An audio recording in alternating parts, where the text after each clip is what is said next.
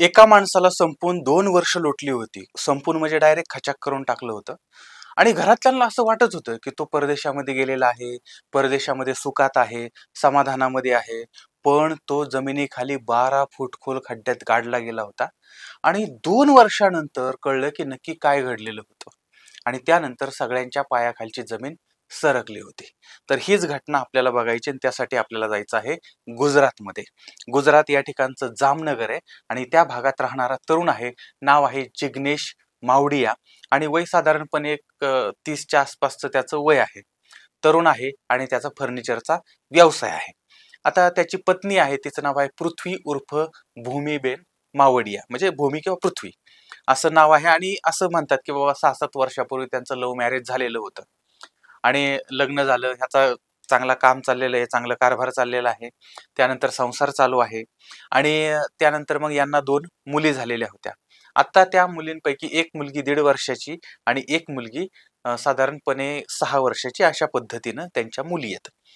आता एक दिवस काय झालं, अचानकपणे हा जो जिग्नेश आहे, तो जिग्नेश त्याला काही पत्र आलं असेल किंवा काही कोणी बोलवलं, पण तो गडबडीनं ऑस्ट्रेलियाला निघाला. आणि मग त्याला कोणाशी म्हणजे कोणाकडे जावं, कोणाला सांगावं असं काही वाटलं नाही आणि पटकन तो तिथून निघाला, गेला. त्यानंतर मग तो त्याच्या पत्नीला ख्याली खुशाली वगैरे कळवत होता. आता ज्या वेळेस या जिग्नेशचे इतर नातेवाईक यायचे, विचारायचे की बाबा जिग्नेश कुठं आहे, काय आहे, त्यावेळेस ती बायको सांगायची की तो ऑस्ट्रेलियाला गेलेला आहे. तर असं 1 दिवस झालं, 2 दिवस झाला, 1 महिना, 2 महिना, 3 महिने, 6 महिने, 1 वर्ष. तर तो तिकडे गेलेला होता. इकडे ह्या बायकोबरोबर ती संपर्कामध्ये होता. आणि घरची जी मंडळी होती, तर ती आता कदाचित त्यांच्याबरोबर ती राहत नव्हती. त्याच्यामुळे मग त्यांना वाटत होतं की बाबा ठीक आहे, बाबा परदेशात गेला असेल तर ठीक आहे.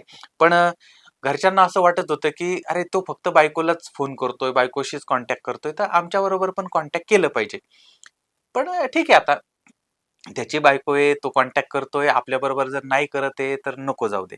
पण तो सुखात आहे ना, तो समाधानात आहे ना, तो आनंदात आहे ना, जाऊ दे, बाकीचं आपल्याला काही देणं घेणं नाही.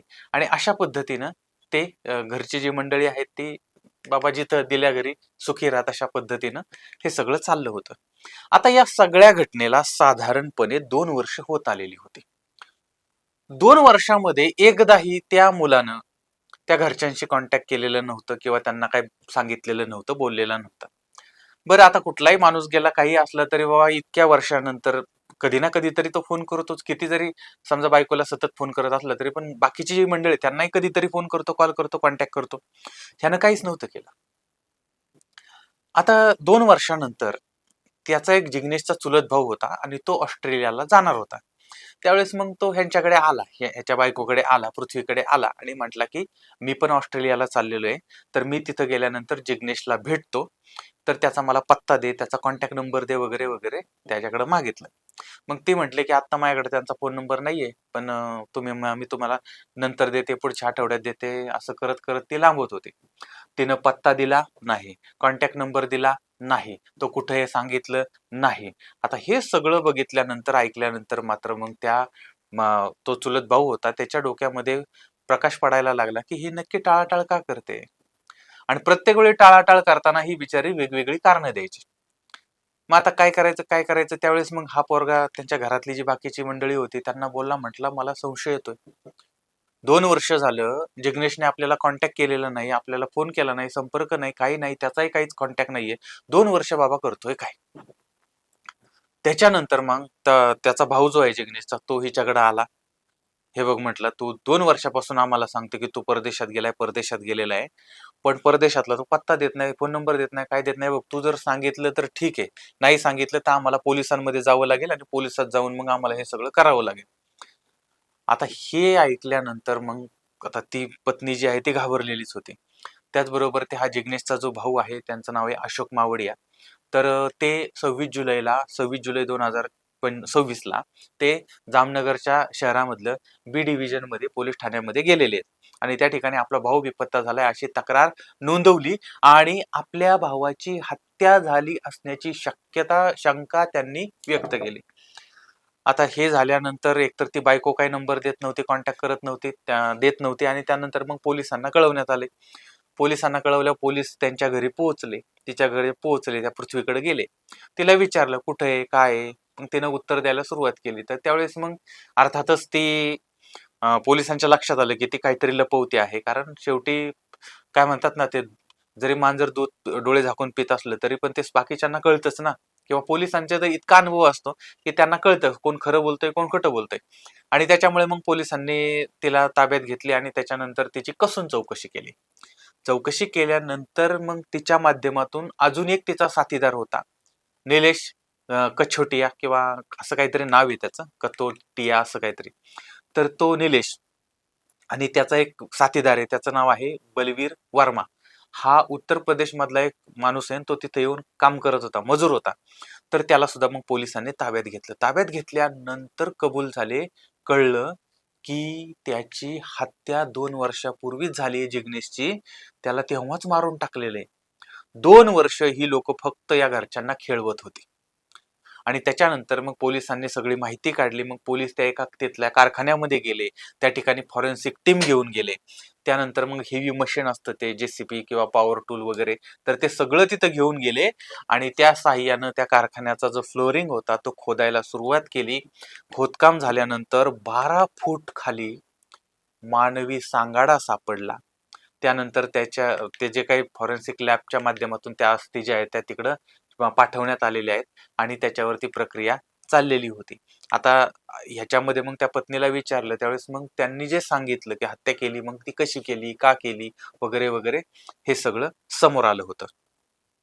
तर ही जी पृथ्वी आहे आणि जिग्नेश, या दोघांचं लग्न झालेलं होतं. लग्नापूर्वीच त्याची जी पत्नी आहे पृथ्वी, त्या पृथ्वीचं या निलेश बरोबर ती अगदी जवळचे संबंध होते. आता ते परत परत त्याच गोष्टी, ते अनैतिक होते आणि हे होतं आणि ते होतं, ते आता तो विषय तर काही सगळ्यांच्या लक्षात येतोय. आपण आता 2,500 स्टोरी होत आल्या आपल्या. त्याच्यामुळे त्यांचे संबंध होते. बरं, लग्नाआधी होते, मग हिचं लग्न होतं. लग्न झालं तरी पण ते संबंध चालू राहिले. आणि नंतर हा जो पती आहे तो पुढे पुढे अडथळा वाटायला लागलेला होता, त्यामुळे त्याला मारण्याचा कट यांनी रचलेला होता. पण ती जी पत्नी आहे ती पत्नी अत्यंत शातीर होती. म्हणजे नवरा तर मेला पाहिजे, प्रियकर तर आपल्याला मिळाला पाहिजे, बरं आपल्याला त्याच्याबरोबर ते संसार करता आला पाहिजे, मौज मजा करता आली पाहिजे. पण आपण जर पोलिसांना सापडलो, पोलिसांनी जर आपल्याला पकडलं, तर आपण काय त्या मच्छरांबरोबर ते त्या जेलमध्ये जाऊन संसार करावा लागेल. त्याच्यापेक्षा प्लॅन करायचा आणि प्लॅन करून नवऱ्याला मारून टाकायचं. म्हणजे कसं होतं, नवऱ्याची संपत्ती आहे ती संपत्ती पण मिळणार आणि त्याच्यानंतर मग त्याची विधवा म्हणून काही दिवस काढायचे, सगळी संपत्ती स्वतःच्या नावावर टाकायचे आणि त्यानंतर मग प्रियकराबरोबर ते लग्न करायचं आणि जे पाहिजे ते सगळं, म्हणजे याची संपत्ती, याचा जीव पण घ्यायचा, संपत्ती पण घ्यायची आणि सगळं ह्याला देऊन टाकायचं प्रियकराला. अशा पद्धतीने शरीरासकट धनसंपत्ता सगळी त्याला द्यायची. अशा पद्धतीचे विचार करणारी मंडळी आहेत समाजात. आता काय सांगायचं बघा, त्याच्यातनं काय म्हणजे किती कसं, म्हणजे काय कळत नाहीये की इतक्या सहजपणे माणूस म्हणतो चला काय करायचं मारून टाक. इतक्या सहजपणे एखाद्याचा जीव घेतला जातो, इतक्या सहज. अरे ते मच्छर आहेत का ते?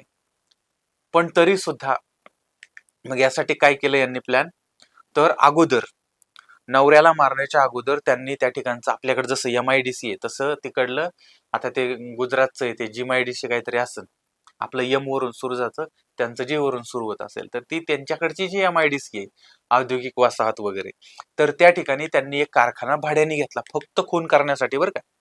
भाड्यानं घेतला आणि भाड्यानं म्हणजे तिच्या प्रियकरानं घेतला, पण तो काही त्याच्या काही रेंट न घेतला असं म्हणू आपण.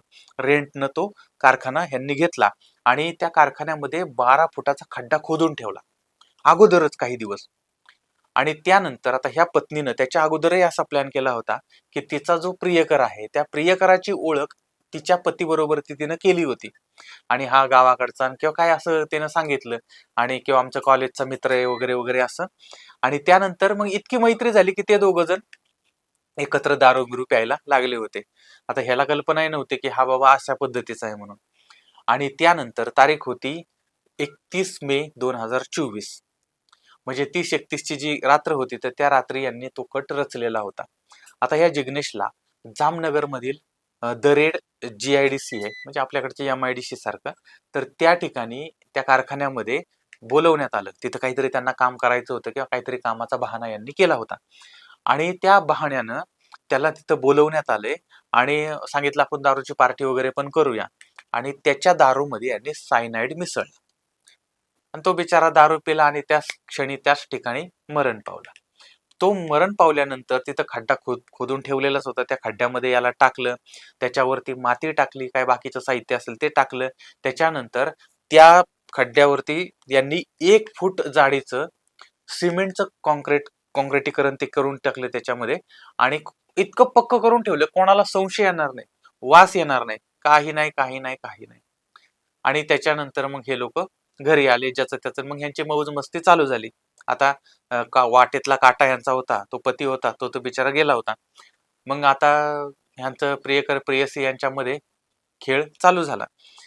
1 दिवस 2 दिवस नंतर मग त्या मुलाच्याकडचे आले, सासरे म्हणजे सासरची मंडळी, विचारलं कुठे काय, परदेशात गेलाय, परदेशात गेलाय, परदेशात गेलाय. आणि मग त्यानंतर 2 वर्षानंतर हे सगळं प्रकरण उघड झालं होतं, समोर आलेलं होतं. आता आपल्याला याच्यातनं धडा काय मिळतो?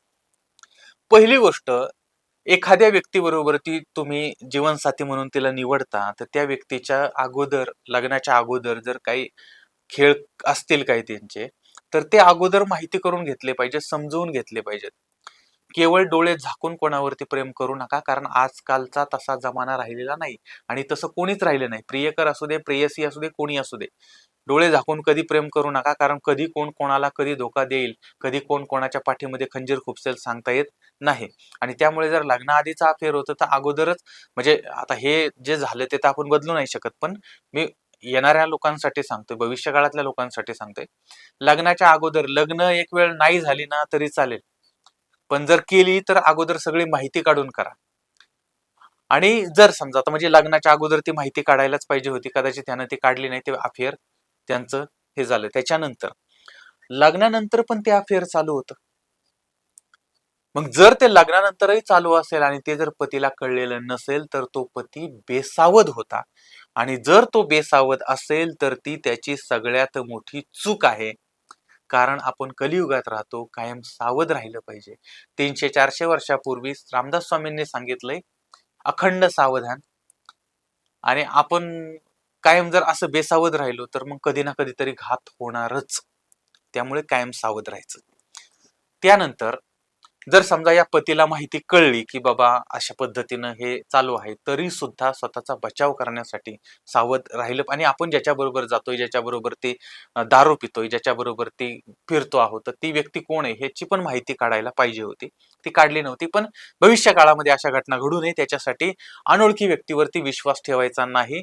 आणि जोपर्यंत समोरच्या व्यक्तीची पूर्ण ओळख पटत नाही तोपर्यंत त्याच्याबरोबर ती एकटं दारू पियायला जाणं, फिरायला जाणं वगैरे करायचं नाही. आणि अजून एक महत्वाची गोष्ट मला या ठिकाणी सांगायची, आणि ती म्हणजे आपल्या लोकांच्या संपर्कात राहा. बऱ्याच वेळा काय होतं की आपण म्हणजे आपण काय करतो, आपल्या कामात असतो, आपण आपल्या ह्याच्यात असतो, त्यामुळे महिना 2-2 महिने घरच्यांची कॉन्टॅक्ट होत नाही. म्हणजे समजा नवरा बायको इकडे कुठेतरी असतील आणि घरचे बाकीचे भाऊ बहीण आई वडील बाकीचे दुसरीकडे असतील, तर त्यांच्याबरोबर 2-2 महिने कॉन्टॅक्ट केलं जात नाही. हे अत्यंत चुकीचं आहे. दुसरी गोष्ट हे समजून घ्या की कधी कधी काही मंडळी काय करतात माहितीये का, कुठेतरी बाहेर जातात, 4 दिवस गेले, सांगतात 2 दिवसात आलो माघारी, काहीतरी काम आहे असं तसं. 2 दिवस सांगतात, 8 दिवस जातात. मग नंतर काय होतं, उद्या जर हा माणूस अडचणीत सापडला तर घरचे म्हणतात की नाही, माहित नाही बाबा, तो गेलाय, 2 दिवस सांगितलं, 8 दिवस गेलाय. 8 दिवसांनी, 10 दिवसांनी, 15 दिवसांनी लोक म्हणतात की नाही, तो रेग्युलर असतं त्याचं. असं रेग्युलर असतं. आणि त्याच्यानंतर मग काय होतं, उद्या काही घात झाला, अपघात झाला, काही प्रॉब्लेम झाला तर लवकर मदत मिळत नाही. आणि तुम्हाला एक जाता जाता छोटस उदाहरण सांगतो की आपलं अस्तित्व प्रत्येक ठिकाणी राहिलं पाहिजे. तर एक कारखाना आहे आणि त्या कारखान्यामध्ये एक साहेब आहेत, मॅनेजर वगैरे काही म्हणा तुम्ही त्यांना, फक्त गोष्ट कळलीशी मतलब. तर ते साहेब जे आहे, ते साहेब ऑफिसमध्ये येताना किंवा त्या कारखान्यामध्ये येताना तिथं जो काही वॉचमन बसलेला असायचा, त्या वॉचमनला नमस्कार चमत्कार करायचे, काय चाललंय, कसं काय चाललंय, बरं आहे का वगैरे वगैरे. आणि माघारी जाताना पण काय रे बाबा, कसं काय, बरं आहे का, असं तसं. एक दिवस काय झालं, ते साहेब आत आले, येताना त्यांनी नमस्कार चमत्कार केला, साहेब आत गेले आणि सुटायची वेळ झाली, सगळे सुटले. वॉचमन वाट बघत होता की यार साहेब मला राम राम करून नाही गेले, नमस्कार चमत्कार करून नाही गेले. त्याच्या मनात शंका आली की कदाचित साहेब गडबडीत निघून गेले असतील, किंवा कदाचित साहेब आतमध्ये अडकले असतील, काय प्रॉब्लेम असेल विचार, मग जाऊन विचारावं म्हटला. म्हणून तो आत गेला आत गेला तर साहेब त्यांच्या केबिन मध्ये नाही, इकडं नाही, तिकडं नाही, तिकडं नाही, कुठंच नाही. सगळीकडे शोधलं आणि नंतर त्याच्या लक्षात आलं की एकच गोष्ट आता शोधायची राहिली आणि ती म्हणजे त्यांचं जे म्हणजे थंड खोली असते बघा, त्याला आता मला एक्झॅक्टली नाव आठवना, तर ते हाऊस थंड, त्याच्यात सगळं साहित्य वगैरे ठेवलं जातं. तर काय झालं, त्याने ते उघडलं आणि आत गेला तर ते साहेब ते असे पटकन बाहेर आले आणि ते म्हणायला लागले, ते सांगत होते, म्हटले की अरे कोण तो ज्यानं ते बंद केलं, आत बघितलंच नाही कोण आहे काय ते, आणि तो निघून गेला. जर आता कोणी आलं नसतं तर सकाळपर्यंत मी मरून गेलो असतो, पण मी आज वाचलो ते फक्त तुझ्यामुळे वाचलो. लक्षात घ्या, जर ते साहेब त्याच्या कॉन्टॅक्ट मध्ये कायम राहिले नसते तर मग तो पण बघायला आला नसता. आपण आपल्या बाकीच्या आता ह्या सगळ्यातनं आपल्या लक्षात काय येतं की जिग्नेश हा 2 वर्ष झालं तिकडं आहे, मग असं सांगितलं जातं.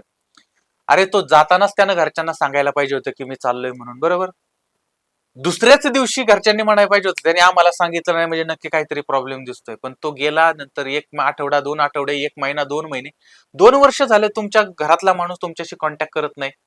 असं असल्यावरती तुम्हाला पहिल्याच दिवशी शंका यायला पाहिजे होती, पण ती आली नाही. कदाचित तो जास्त दिवस त्यांच्या कॉन्टॅक्ट मध्ये नसेल.